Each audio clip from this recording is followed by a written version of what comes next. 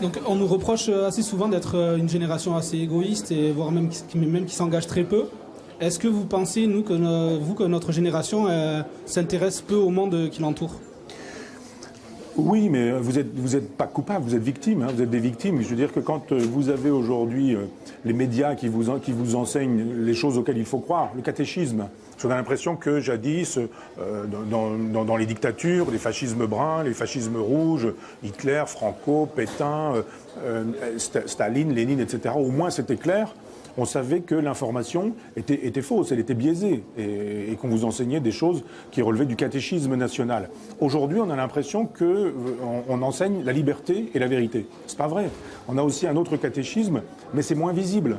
Cette idée que l'euro, l'Europe, l'argent, le marché, tout ça, le cosmopolitisme ferait la vérité des peuples et tout, on vous enseigne ça très tôt, très vite. Il faut aimer l'autre, etc.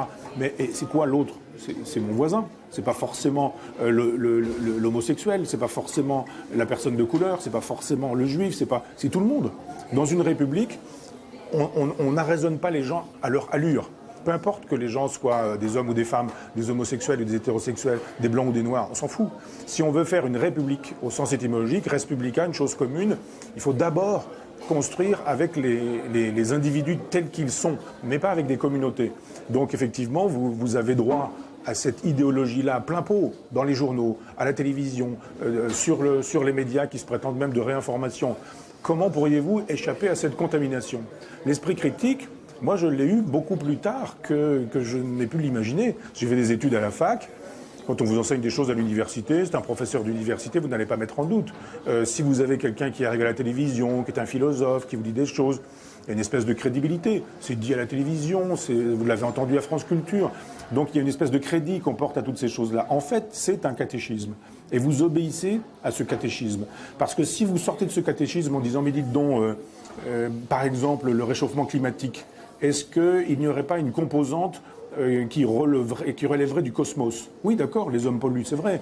Et ils contribuent au réchauffement de la planète, c'est une évidence. Mais il y a eu des cycles dans l'univers. Il y a eu des moments donnés où vous avez eu des glaciations et puis des réchauffements de la planète, il n'y avait pas les hommes. Donc effectivement, la position de notre planète dans le cosmos fait qu'effectivement vous avez des cycles.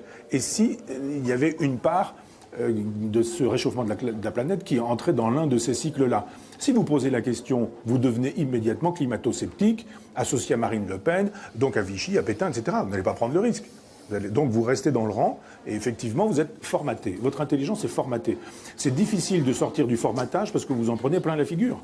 Moi j'y ai droit, j'y ai eu droit. Il y a une de journaux, Assassine, qui vous disent, il fait le jeu de Marine Le Pen, il est vichiste, il est pétiniste, il est d'extrême droite, tout ce genre de choses. Donc oui, vous êtes une génération qui est formatée par une idéologie, mais c'est la pire des choses, vous ne le savez pas. Autant sous Lénine ou sous Staline, on savait qu'on était formaté par l'idéologie, ou sous Castro, autant sous François Hollande, ou sous Sarkozy, ou sous Fillon, qui vous voudrez, on ne voit pas quelle est l'idéologie à laquelle on vous oblige à croire.